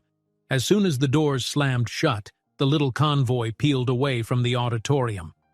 Edward glanced back once, just in time to see Lionel's silhouette in the alley's mouth, a faint grin on his face, as if their narrow escape was merely the opening act. By the time they arrived at Edward's corporate tower, it was well past midnight. A different kind of tension filled the lobby. Employees who had remained to watch the shareholder meeting from live streams gave anxious stares as Edward and Valerie hurried the children through a private elevator. No one spoke, but the unspoken question flickered in every gaze. How much more can the company take? They gathered in Edward's executive suite, a place that now felt more like a hideout than an office. Adrian clicked on the news to see if coverage had already begun. Sure enough, a scrolling headline read, "CEO Edward Davis protects children from intruders, corporate stability in question." Valerie's shoulders sank, exhaustion carving new lines into her face. She nudged the twins toward a couch in the corner, quietly asking them to rest. Within minutes, the board began calling. Edward's phone buzzed non-stop, along with urgent emails demanding an explanation. When he finally answered, a tense chorus of voices spilled through the speaker. "We can't go on like this, Edward. This is a liability for the entire corporation. Your personal problems have put us all at risk." Edward pinched the bridge of his nose, fighting the urge to lash out. For all their talk of empathy, the board cared primarily about the bottom line. "You saw what happened," he said, controlling his tone. "This wasn't my doing. My family was attacked. What do you expect me to do? Simply let it happen." The line fell silent for a moment. Then one voice, older and more formal, rose to speak. "We understand it wasn't your fault. But until this situation stabilizes, the board has decided it's best you relinquish direct control of day-to-day operations. We can't allow shareholders to lose further confidence." A cold dread washed over Edward. He glanced at Valerie, who was trying to coax Lily into sleep on the couch. "So, you're pushing me out?" he asked, forcing an even voice. "Temporarily," the board member clarified, "until the scandal cools and we can handle the PR fallout. Consider it an extended leave." He almost laughed at the gentle euphemism, but the effect was the same. They were stripping him of authority. He hung up without waiting for more explanations, feeling numb. Valerie noticed his dark expression and rose from the couch. She took one look at the phone in his hand and understood. "You're out?" she asked softly. When he nodded, she paled. "Edward, I'm so sorry. This is all because of me and the children." He set the phone down on a table. "No, it's because Lionel orchestrated every bit of this nightmare. But yes, the board sees my personal matters as a distraction." She tucked a strand of hair behind her ear, eyes swimming with guilt. "Then maybe we should leave. The twins and I could go somewhere safe. Maybe that'll calm things." Anger flared in him, though not at her. "No, you're not responsible for this, and leaving won't fix it. He'll just claim victory and keep twisting the truth." "But the children," her voice cracked. "Every time they appear, something awful happens. I can't keep them in this environment." He closed the distance between them, lowering his tone. "I understand, but you're safer with me right now. Lionel's shown he doesn't respect boundaries. If you run alone, you'll be unprotected." She pressed her lips into a thin line, wrestling with the fear in her chest. At last, she nodded, though tears flickered at the corners of her eyes. "I don't know how much more we can handle," she whispered. Before Edward could reply, the door to the suite swung open and Lionel Pierce strolled in, escorted by two of Edward's own security guards. Edward stiffened, stepping protectively in front of Valerie. "What is he doing here?" he demanded, glaring at the guards. The taller guard spoke apologetically. "He insisted he had urgent business. We couldn't hold him out since he's a major shareholder. He said he's here on official company matters." Lionel smoothed his lapel, offering a condescending bow. "I heard about the unfortunate events at the auditorium. Thought I'd pay a visit." His tone dripped with insincerity. "And I see you're playing house with your little family in the office." Valerie's face hardened. "You have no right to be here, Lionel."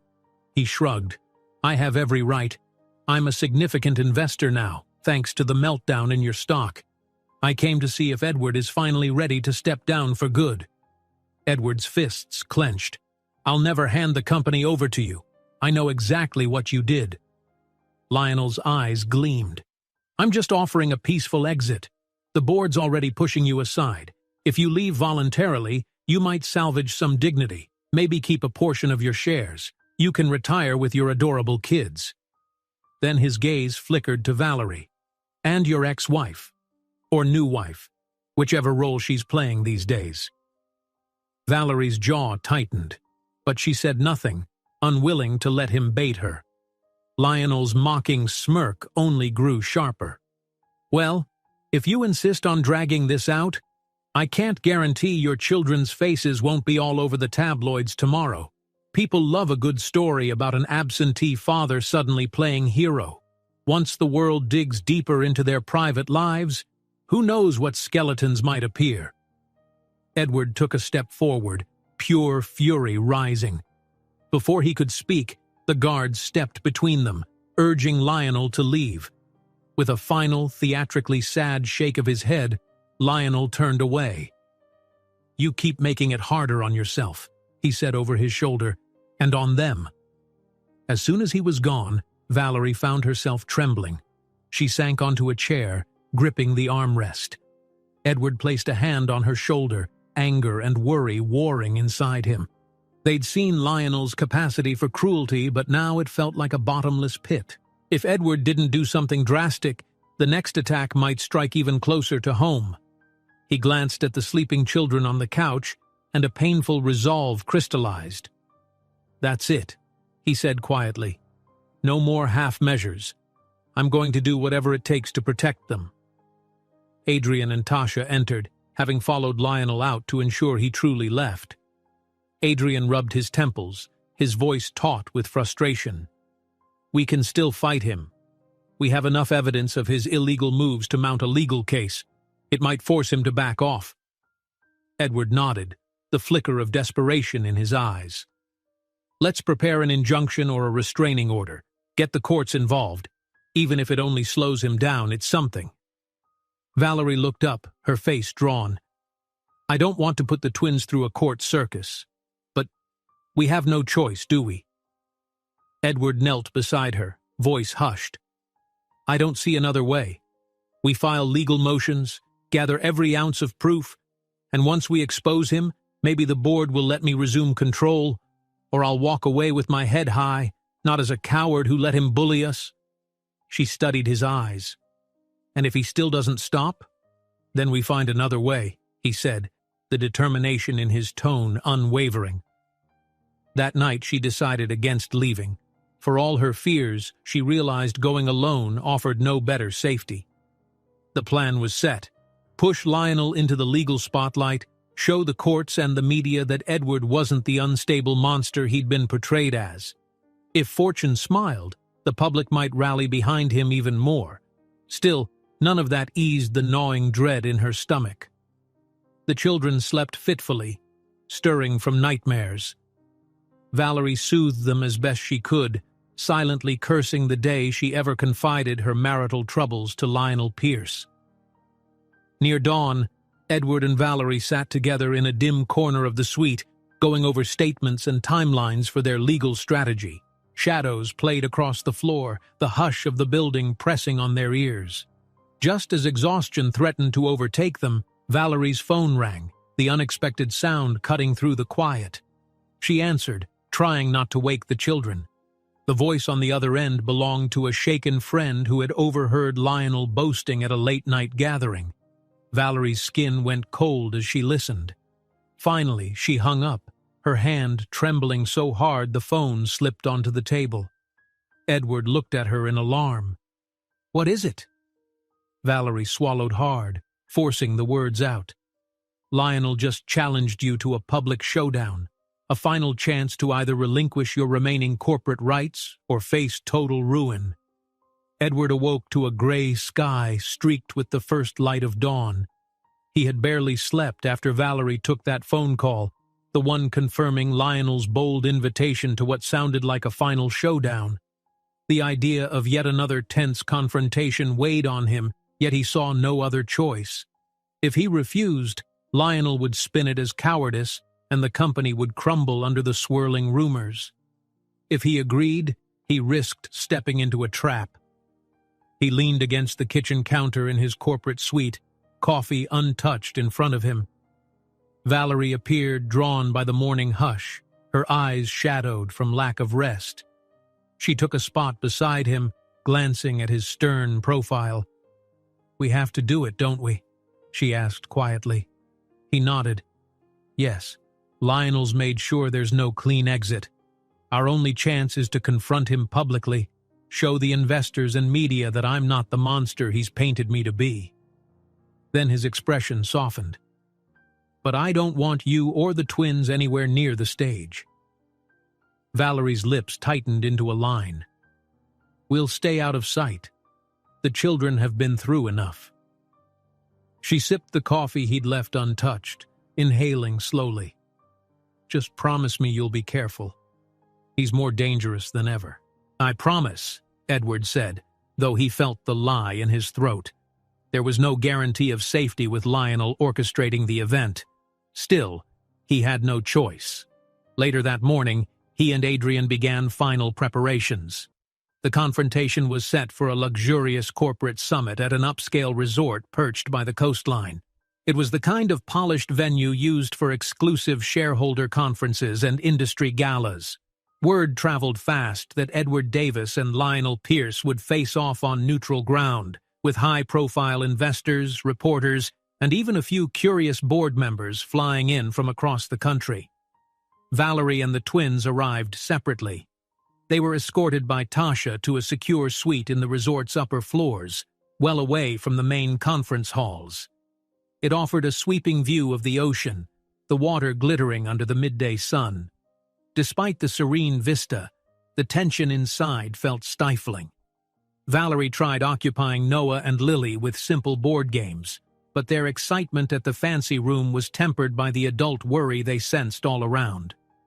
In the grand ballroom below, Edward and Adrian oversaw last-minute arrangements. Rows of velvet chairs faced a raised platform meant for opening remarks, ringed by display monitors. Cameras had been set up for the official press coverage. The entire space hummed with hushed conversations and sideways glances, everyone aware that this might be the final act in a corporate war that had gone far beyond business. Edward's heart pounded when Lionel strode in.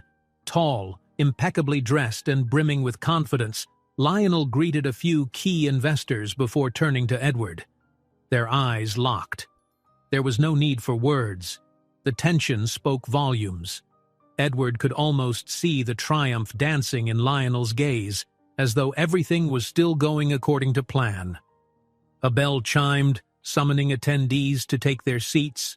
High-backed chairs filled quickly with curious guests and stone-faced board members.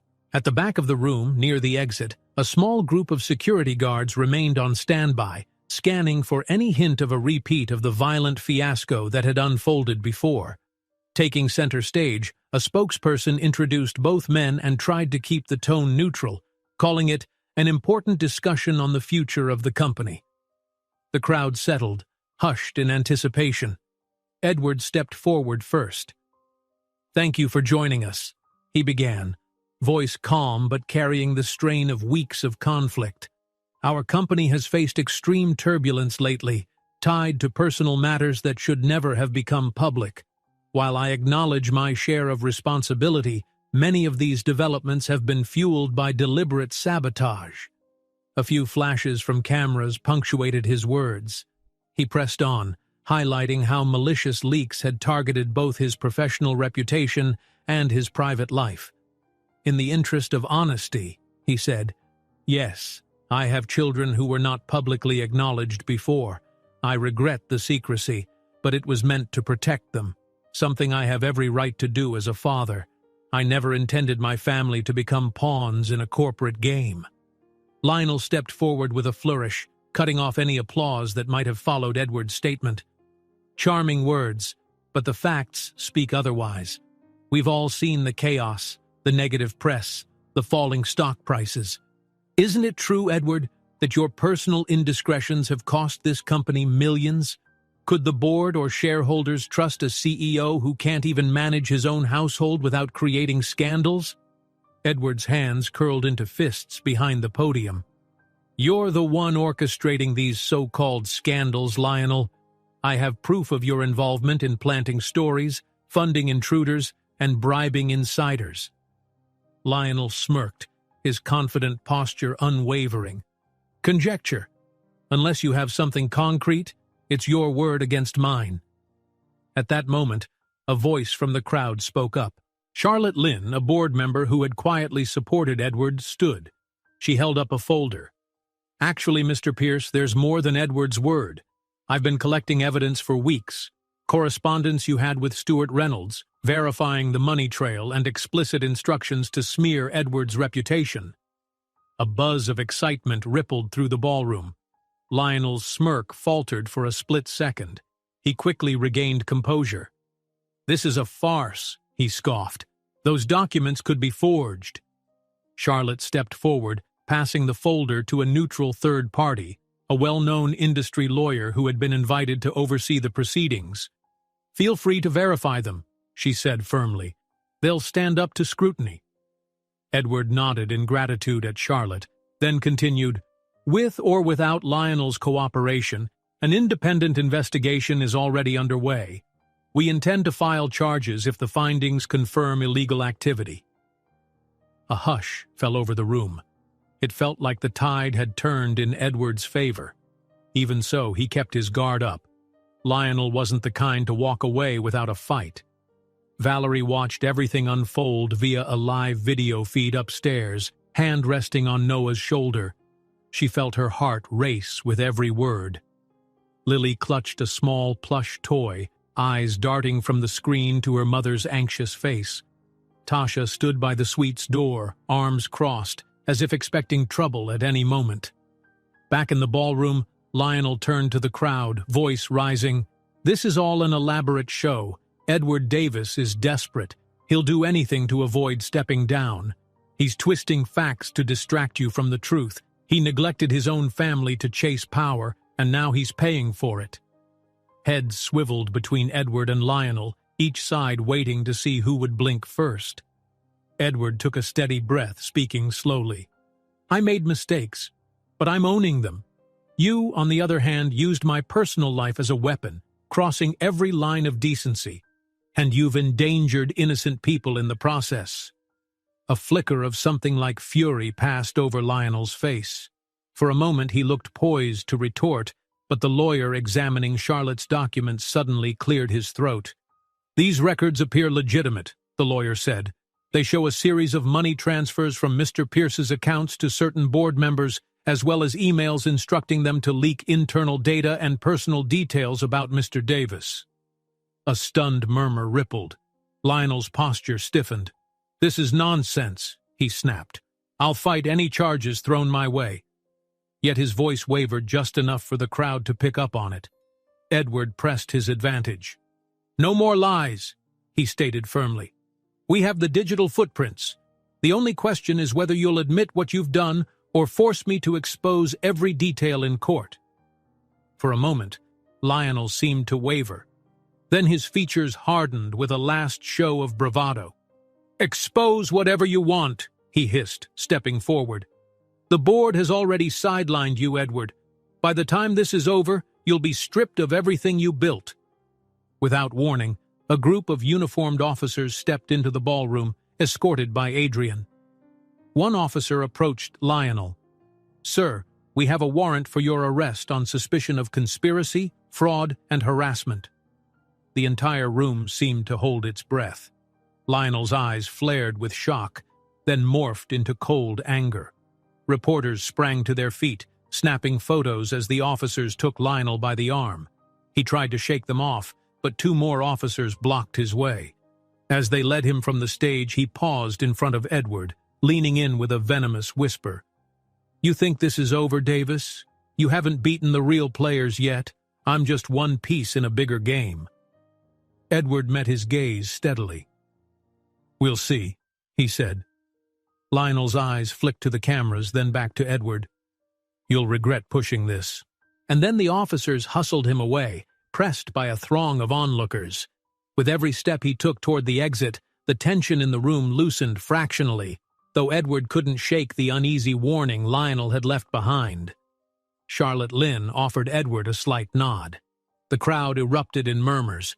Some shareholders looked stunned, others relieved. The sense of a narrowly averted disaster filled the space. Edward felt a rush of conflicting emotions, relief that Lionel was finally in custody, yet dread over his cryptic threat.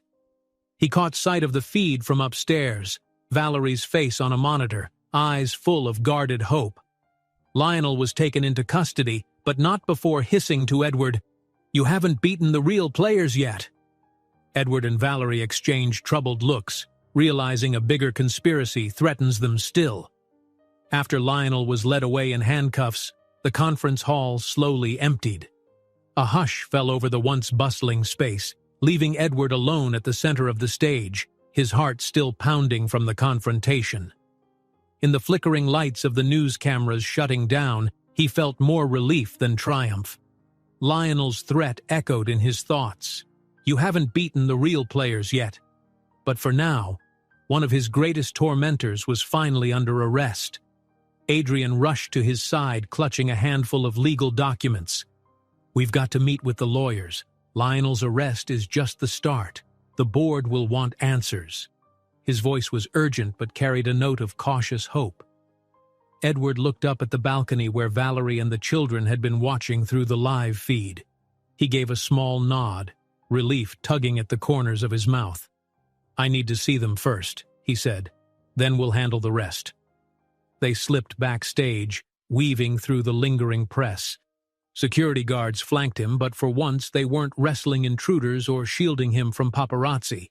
Instead, they guided him quietly down a hall until he reached the private room where Valerie waited. She was pacing, her arms folded. Tasha stood nearby, and the twins were in 2 chairs pushed against the wall, looking anxious. As soon as Lily spotted Edward, she hopped to her feet. "Daddy!" she called, voice wobbly with relief. Noah followed suit, and both children ran into Edward's arms. He embraced them, heart full. Valerie placed a hand on his back, her expression a mix of pride and lingering worry. "It's over for Lionel," Edward murmured, kissing the tops of the kids' heads. "He won't be able to harass you again." He forced a small smile when the twins looked up at him. "I promise." Valerie exhaled, stepping closer. "I'm proud of you," she said in a soft voice. "You stood your ground." He reached for her hand. "I had to, for all of us." A subdued knock at the door interrupted the moment. A corporate lawyer poked his head in, adjusting his wire-rimmed glasses. "Mr. Davis, there's another matter. Some of your own board members, well, let's just say Lionel's final words might hold some truth. There could be larger forces involved." Edward's brief respite vanished. "I'll deal with it." He turned to Valerie. "Wait here with the kids. Tasha can stay too. I'll be back as soon as I can." She started to protest but stopped herself, brushing her fingertips against his. He nodded once, slipping away, following the lawyer down a winding hallway into a dimly lit side office. Inside, Charlotte Lynn stood at a long table, piles of documents spread before her. "We pulled everything on Stuart Reynolds," she said in a hushed tone. "He wasn't working alone. Certain shell companies track back to other board members. Some of them have close ties to influential politicians, wealthy interests. People Lionel might have been colluding with." Edward braced his palms on the table. "So there's a bigger conspiracy behind this. Lionel was just the public face." Charlotte pushed a set of files toward him, pages thick with financial data. "Exactly. They all have one goal, controlling this company. If you're removed for good, they can swoop in, break it up, or merge it with a rival. Make a killing in the process." A flicker of anger crossed Edward's eyes. This building, these people, the entire empire, it was all meant to be the pinnacle of his hard work and vision. Now, it felt like a battlefield. "We'll expose them, one by one," he said. "Gather whatever evidence we need. I'm done letting them use my personal life as leverage." Charlotte tapped the desk. "You'll have to move fast. Some are already calling for a board vote tomorrow. With Lionel arrested, they might regroup under a new figurehead." He grimaced. "I won't let them blindside me. It's time they see I'm not just defending my family, but my company too." Through the glass panel in the door, Edward spotted Adrian pacing outside, phone in hand, relaying urgent instructions. The pressure was mounting, but so was Edward's resolve. He rifled through a few more documents, scanning damning details of hush money and hidden accounts. Then he walked out, catching Adrian's arm. "Let's schedule an immediate board meeting," Edward said. "Tonight, if possible. No more waiting. We'll show them what we have." Adrian nodded, a determined glint in his eyes. "I'll get it done." Back in the private room, Edward updated Valerie. As soon as she heard the words "bigger conspiracy," her face went pale.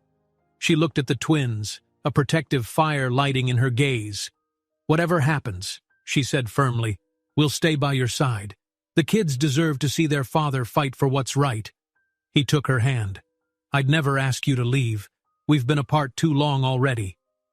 In that moment, everything else seemed to fade.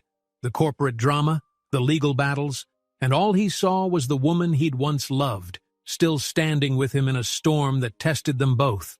They parted ways again for the next few hours, Edward diving headlong into preparations for the emergency board meeting. In a grand conference suite at the resort, board members arrived under tight security. Whispers rippled through the corridors.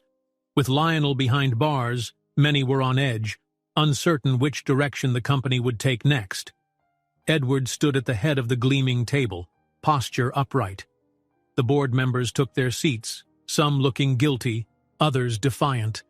The hush that fell was thick as tar. Into that silence, Edward spoke. "Tonight, we settle this. We've just witnessed an attempt at my children's safety, at my livelihood, and at this company. Enough is enough." He motioned to Adrian, who switched on a projector that illuminated the far wall with clear evidence: bank statements, email chains, sign-off logs, and confidential memos. Each slide tied certain board members to Lionel or revealed suspicious dealings. Murmurs turned into protests from those implicated. One man stood, reddening with anger, while another demanded a break to consult legal counsel. "No breaks," Edward said, voice unyielding. "We'll finish this here and now." When the final slide scrolled, a heavy silence followed. The guilty parties looked down at their folded hands, a few exchanging frantic glances. At last, Edward spoke again. "As of this moment, I'm calling for the immediate expulsion of any board member proven to have colluded with Lionel or engaged in illegal activity. If you choose not to resign, I will push for legal action. And rest assured, the rest of the board will stand with me because they know what's at stake if we let corruption continue." A young board member, who had previously sat on the fence, rose. "I second that motion," she said firmly. "We can't allow a toxic minority to control us." The tide turned swiftly. Fearful of deeper investigations, 2 implicated members resigned on the spot. A third tried to argue technicalities, but faced with the mounting evidence, he too stepped down. Edward watched with a mix of relief and sorrow. Relief that the cancer in his company was being removed. Sorrow that it had ever come to this. By midnight, the meeting concluded. Edward stood alone in the silent corridor, leaning against a marble column. Outside the large windows, moonlight reflected on the dark ocean. Despite the victory, a hollow ache filled him. So much had been lost during the fight: trust, time, peace of mind. He heard footsteps behind him. Valerie approached, arms folded. "How'd it go?" she asked softly. He turned, exhaustion etched in every line of his face. "They're gone, the conspirators. We've filed formal charges. The rest of the board wants me to stay as CEO and rebuild. But part of me wonders if I should just walk away." Valerie regarded him quietly. "You've built something extraordinary here, but maybe you lost pieces of yourself along the way." She reached for his hand, lacing her fingers with his. "You don't have to be alone in building it back. We can do it together, or you can step back for a while. The choice is yours." Edward's gaze dropped to their joined hands, a surge of gratitude catching him by surprise. He recalled the early days of their marriage, how they'd dreamed of a future that balanced work and family. He'd let those dreams fade, consumed by ambition. Now, everything had changed. A faint chime sounded from upstairs, signaling that the twins were stirring. The day's whirlwind had left them restless, but at least they were safe. Edward squeezed Valerie's hand. "Let's see the kids," he said, voice thick with emotion. They rode the elevator up together, Tasha greeting them in the hallway with a small smile. Noah and Lily were waiting in the lounge, eyes bright despite the late hour. When they spotted their parents, they ran over, clamoring about hearing the news that the bad guys were gone. Edward knelt, pulling them both close. "That's right," he murmured, resting his chin on Lily's hair, Noah's hand clasped in his own. "We're safe now. We can finally move forward." Later, they stepped out onto a wide balcony that overlooked the resort's grounds and the sea beyond. Stars glittered overhead, and the hush of waves drifted faintly from the shore. The children at last had drifted to sleep in the next room, leaving Edward and Valerie alone under the quiet sky. He leaned against the railing, feeling the cool breeze on his face. Valerie stood beside him. "You did it," she said, pride warm in her tone. He let out a soft laugh, the tension draining from his shoulders. "We did it," he corrected. "I could never have gotten this far without you." He paused, then added, "Without the kids, I might not have had the courage to fight so fiercely." They fell silent, gazing at the shimmering lights of the city in the distance. A city that had once been Edward's sole focus. Now it was simply the backdrop to something more precious, the family he had nearly lost. Gently, he turned to Valerie, sliding his hand into hers.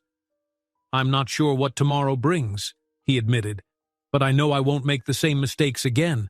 My priorities have changed." Her eyes glistened with quiet relief. "Mine too." He pulled her closer, heart full as he pictured a new beginning, one where he could be both a father and a leader, but never at the expense of the people he loved. "This is just the beginning," he said softly. Valerie nodded, and together they watched the city lights, the promise of a brighter future shining before them. If you enjoyed this story, don't miss the next one. Just click on the screen.